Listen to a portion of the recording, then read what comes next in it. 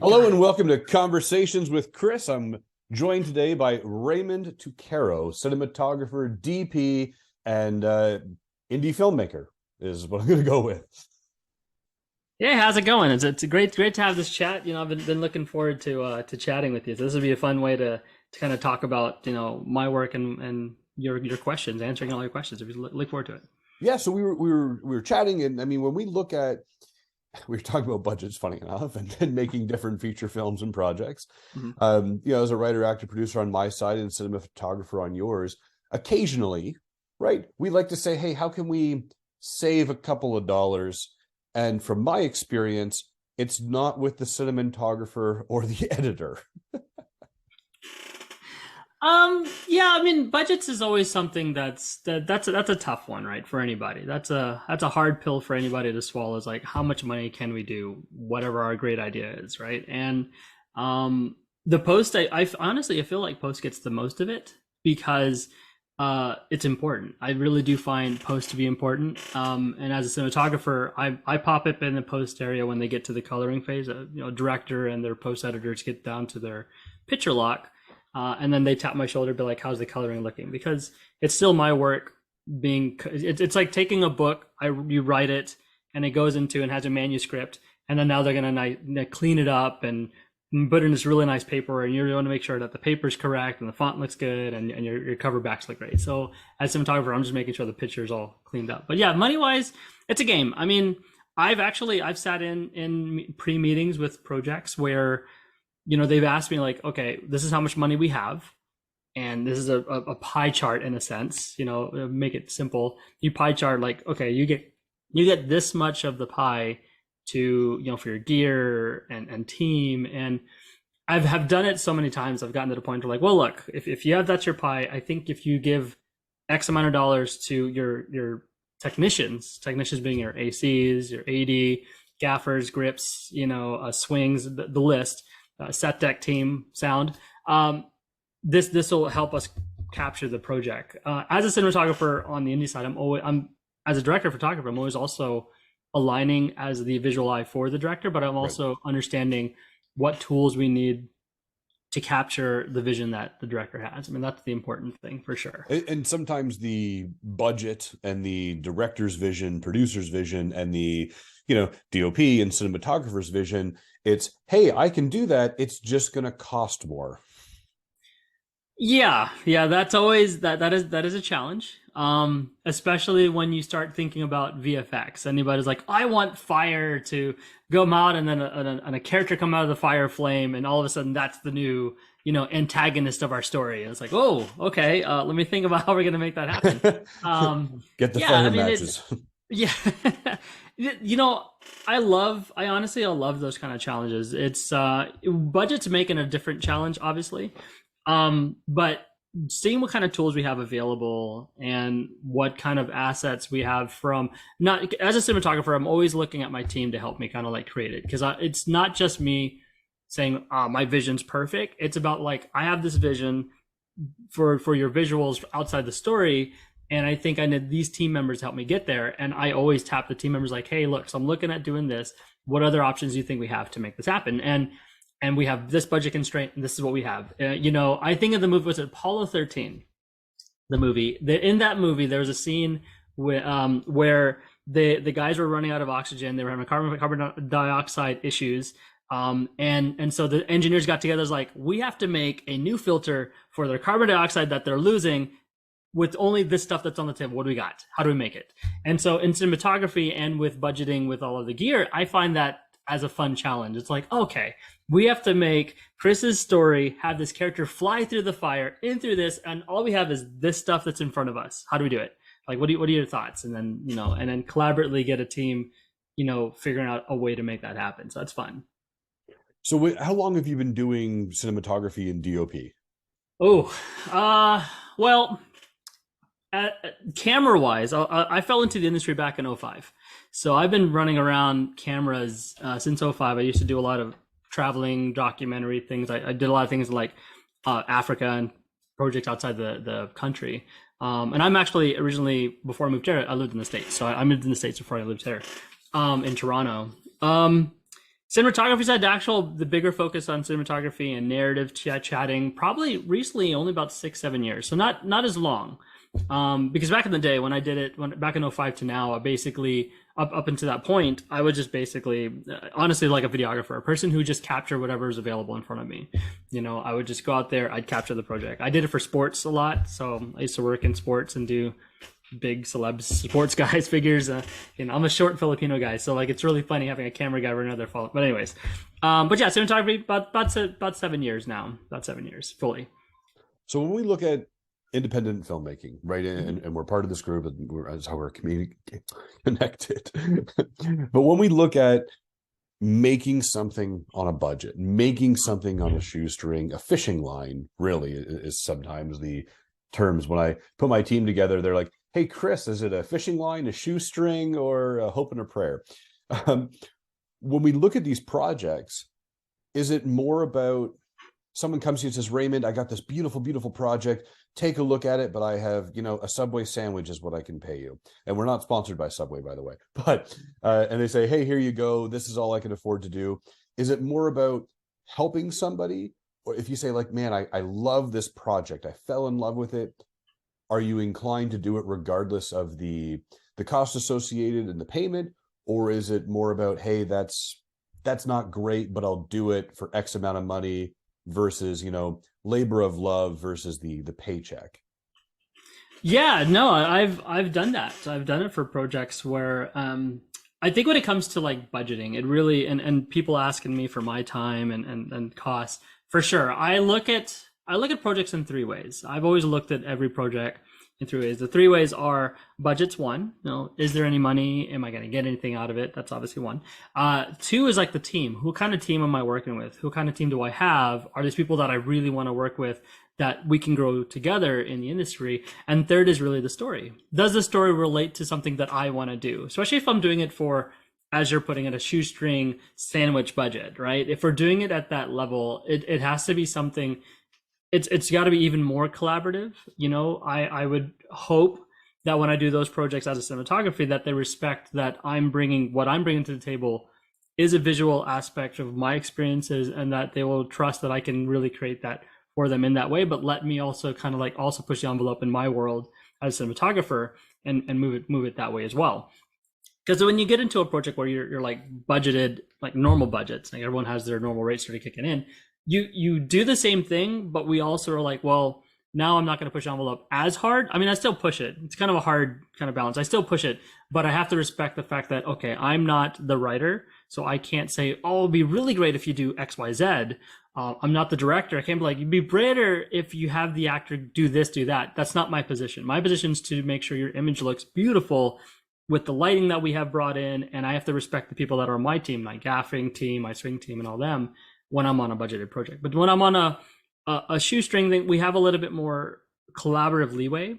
I can tap the director's shoulder and be like, "Hey, I love what they're doing. Just my own personal mindset to you. I think it'd be really kind of cool if your actor did this to kind of help move it forward." And we kind of go back and forth. Even I take directors' thoughts about like, "Oh, I'd love to put the camera here," or something like that. So it's never about the money per se. I mean, money helps. Obviously, we all have bills to pay. But I in general, I love this industry. I've been in it since 05, right? And I haven't left. And so this is what I do 100%, 9 to 9 every day, Monday through Monday, overnights if they have to happen, it's the industry. I don't do anything else but this, so yeah, story to me is key. And as long as I can, if it's on a shoestring style budget, as long as it relates in a way that I'm like, "Oh, I love this story and I have a really cool way we can make it shine," and that's how I jump on. So when we look at stories and we look at everything that you've gone through, I mean, what made you get into the industry originally? What were you like, "Hey, you know what? This is a crazy idea. I'm going to quit my job at whatever I was doing and jump into this with both feet." How did that happen for you? The very beginning, it was very different. At the beginning, I went to school to be an engineer. So to my parents' dismay, I left that world and fell into this one. I actually took a moment to kind of reflect on life in my early 20s and decide, what the hell am I doing? I ran into a buddy of mine who was actually doing films. He was actually doing broadcast work. He was a camera operator for one of the sports, like, what do you call that? Minor league sports teams. And so he showed me the world of like camera work and those kind of things, like interesting. And so I hung out with him, kind of like saw how they did the ropes and everything. And then ran into another friend who was doing like short films, and he was doing fun stuff. And he was like, "Hey, do you mind helping me?" Kind of like, he was doing with like actual 60 millimeter film at the time. And I was like, "Okay, this is starting to catch my attention." And then after seeing the behind scenes stuff, I was like, "Well, I wonder if that's actually a job."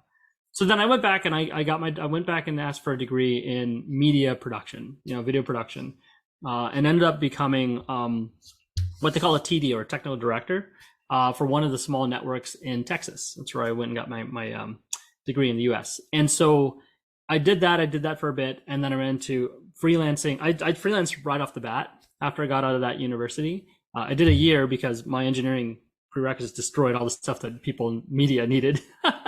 And that's how I fell into it, full feet, all in, no other jobs. I mean, I for half a second I was doing things for like Home Depot and working for like Office Max or whatever, and then I dropped all the stuff and left the college life and said, I'm gonna just go all in, and then I did it then. And also to show my parents I can actually make money and as a camera person, because they thought it was a silly job. And so yeah, so then years later, how I got into cinematography is a different kind of like flip. I had a friend who actually they asked me to do. Where was I? I was in California, and I ran to another friend there, and she was like, "Hey, I'd love to do one of these 40-hour challenges, like 40-hour film challenges." This is I'd say 2009, 2008, 2009, somewhere around there. And I said, okay. So I'd been in the game already by I think like 5-6 years by that point, or 5 years, 4 or 5 years. And so they kind of introduced me to this world of like narrative and visual, captivating kind of like things. And I said, interesting. Now I approached that film with a broadcast brain. And so when I got in there, it looked very flat. It looked like they could have been a perfect newscast, but that's really about it. Not really a narrative kind of look. And so I don't ever want to show anyone that video. I think that this is probably my worst one I've ever done in my life. But so then I started to really read about it and understand this and meet other people who are in that world. I met some people in Florida who were in there.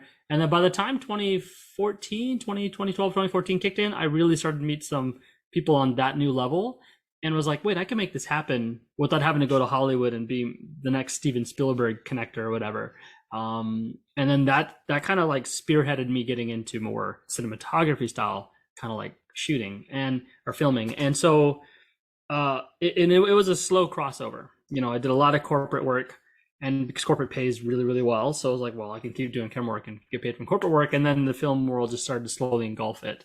And these days now, people actually take film mentality and styles and cinematography from the film aspects and incorporating them into corporate projects. A lot of corporate projects are starting to look more filmic. A lot of TV shows are starting to look more filmic. That's a discussion I've actually listened to a lot of the being part of the CSC, the Cinematography Society. I've spoken to a lot of people on the higher tier projects, and they were like, well, it used to be television and film are two different worlds, but now it's to the point everything's like merging. A lot of people on YouTube are starting to make YouTube videos look gorgeous. So it's like, okay, where are we now? So, but it's been a really cool journey, but that's how I went full feet in. Do you think it's one of these pieces where we talk about television mimicking film and YouTube mimicking film and stuff like that, I don't want to say we're setting a standard to say this is what we're going with, but it seems to be that's the appeal to it with binging shows and, again, with Netflix Prime and all these places, they have to make it look enjoyable for an 8-hour stretch, right? I mean, I think it was James Cameron who he did say where at the new Avatar, it's like 3.5 hours, where he's like, you sit there and you binge watch, Dahmer, for example, 8 episodes in, there's 8 hours, but you're complaining about a 3.5-hour movie. Do you think this is kind of one of those touches where if we make our television shows very similar to film, that we don't actually see the time pass as quickly, I guess? Yeah, for sure. I mean, that's a good point. I mean, I binge watch a couple of shows. I binge watched the whole Queen's Gambit like that, and everyone watches Stranger Things. Those are super, they're all hour-long programs. But yeah, you're right. the world is all about. I think we're all so. Oh, not to push on this lettering, but like ADD is like a wording that a lot of people say that we are in the industry. There's so many people, even the general public, are typically. We have so much on the go. There's so many things that we can utilize visually: phones, iPads, computers, laptops, Zoom. That's basically, it's always taken our attention away. And so when we sit down to watch something for 45 minutes, an hour of a TV show, or even the shows I did were 30 minutes, and uh, people are able to engage in it, and stuff that they were like, oh wait, I have to go back to my post I was doing on Facebook or whatever. But if you do it in front of a movie at a movie theater that you've taken 20, 30 minutes to drive to the theater, 5 to 15 minutes to go get popcorn, there's 45 minutes right there. I have to go sit down, wait for all of the really cool trailers to come through. That's another 10 minutes. By the time you get to the movie, you've already lost 45 minutes to an hour before the movie even started. Then you're watching a 3.5 hour movie, sitting on your butt, not able to feel comfortable in a sense, unless you go to a really nice, comfortable theater. And then you have to get out of there and do that whole process of just getting out. But it seems like what you're saying is, hey, I have 45 minutes of real life interaction with somebody that I've chosen to go with and spend my time with.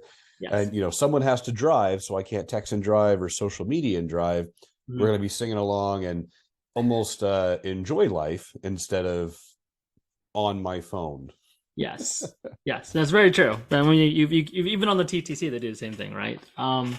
Yeah. So I mean, I think that's what it is. Like, people don't want to sit in a 3.5 hour film because they're like, I've already, like, your brain doesn't realize that physically you're drained by the time you sit down in one of those chairs. I've already dressed up. I've already gone through this. I'm showing up here at Cineplex. Please sponsor us. And now here I am watching a 3.5 hour movie, whereas at home I could watch 3.5 hours in my underwear and the only person complains is me. Exactly. I mean, the theater person in me would say sit in the theaters are different experience. 100%. And I think that's what people forget is cinema is an experience. Going to a theater is an experience. Sitting at home is a privilege. You're privileged to be able to enjoy life now in front of you and watch movies in front of your television. I mean, that wasn't always a thing.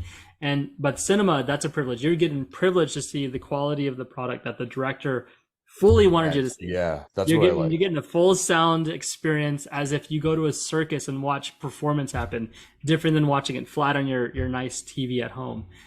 That experience is what you're getting. You're getting the experience of everyone around you. If you're watching a film that has like moments, whether it be tearful moments, whether it be an action moment, the audience is going to react with you and you're going to feel that experience. And that's what people forget. I love that. I love that you said that, Raymond. It's from the cinematographer to the director to the DOP going to the movie theater. You're getting the full experience that we want you to have. When you're at home with your headphones or streaming it or whatever the case may be, it's okay. But it's not what we intended for you to experience. So when you get those, like, the thumbs down on Netflix, for example, and I wouldn't recommend this. Well, yeah, but if you went to the movie theater, you probably would, because you're seeing it the way it was meant to be seen. Mm-hmm. Mm-hmm. Exactly. I love that. It's the DOP, cinematographer, everybody on board to make these happen. Go to the movie theater. It was meant to be seen that way, not on your television that's not 8K, 4K, 6K, or whatever the new one is. For sure. I mean, if as a person who loves the techie side, I honestly, these days those numbers are not really that important. I think all the last 6 years, the camera technology has been so great that you really can film a lot of projects with anything. I mean, people are now going back to old film style cameras that came out in 30, 40 years and still shooting stuff. So, you could do it. You don't need 8K, 6K, 4K, 12K, whatever number. We're at, I think 24K now. But if you don't need those numbers. You just need to know that you're there for the experience and for the story. Well, when you're there for the story, you're there for the experience. You say, okay, listen, I'm gonna film something. And I think that's where a lot of people get hung up on is, I don't know what camera, I don't know the audio, I don't know the editing, I don't know that. And all of those are reasonable concerns. But picking up a camera, picking up a phone, picking up whatever, film something, and then you'll start to learn the rest of it. And if you want to be a writer or an actor or whatever the case may be, it's just tools in your bag to say, hey, I can be a better person by learning these things. and that's kind of what I hear that you're saying is it doesn't matter if it's 4K, 8K, 24K, 1080p, or 720. Do something and make it an experience, and that's what people are into. Yeah, yeah, for sure. And when it comes to making, I'm not gonna say the word quality because I mean honestly, there's a lot of projects that happen in quality with small teams. The when it comes to like the quality of a project, you know, when it comes to the film world, um, having more people on your team does help, but you don't have to have every team doesn't have to have like a ton of people. I mean, it's helpful because you got to think of it. We all have the capability to build a house. Every single one of us can say, I'm going to pick up a hammer, I'm going to get a nail gun, I'm going to go nuts. I can do drywall, I can do all this kind of stuff. So you can build your house by yourself, but you don't want to. You can make a whole film by yourself, but you don't want to. No, of right? course. You need the help. You then get people that are gonna be in front of the camera. So back to the house analogy, you can have people that are gonna live in there, so help you pay for all of the work. But you still don't want to do the work by yourself. You still need technicians and people around you to help you build the house that's gonna look quality. You know, that's gonna hit this level of perfection in your mind for your project. And in the world of films, you just have to get the people that are gonna make sure it makes it easy for you. And like directors I meet, I tell them like, well, look, we can make a documentary film happen with three of us: director, a sound person, and a person who runs camera. You know, and the person who runs camera can do the second hat of like, I'm director of photography and the operator.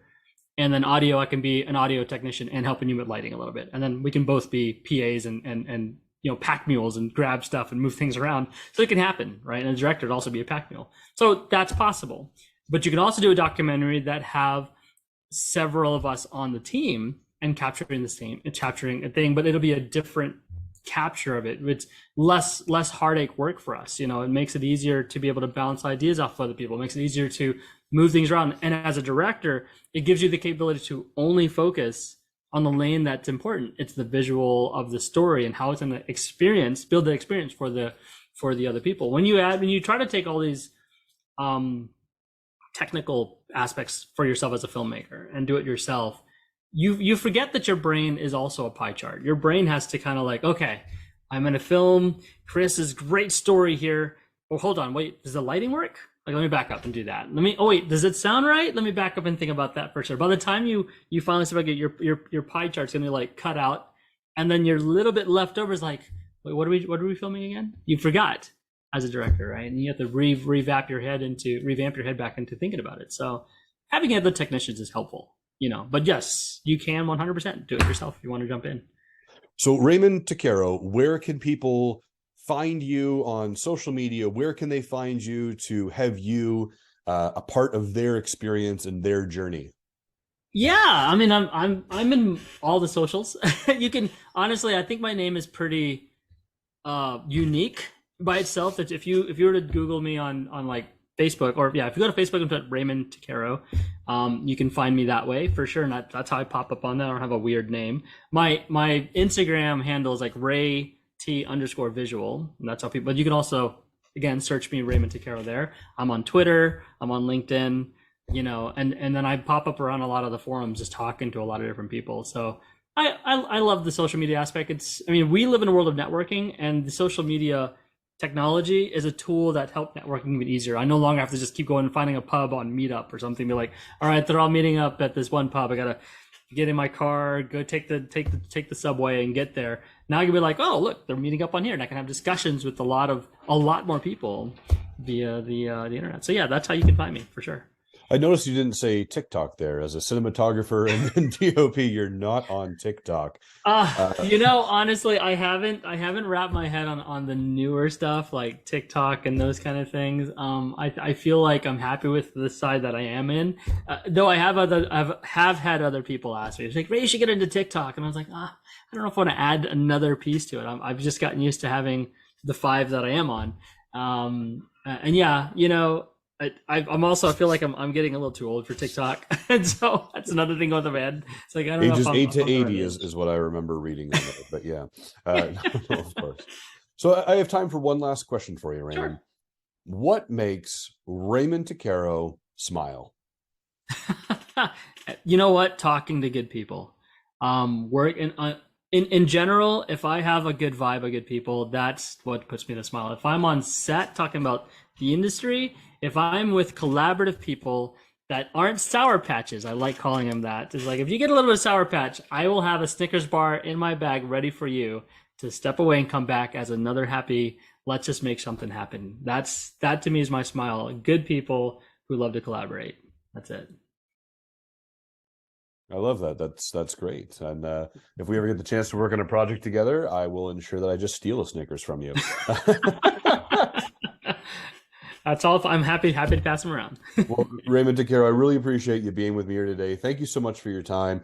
It's been Conversations with Chris, everybody. Have a fantastic day and smile to inspire. Thank you. Thank you.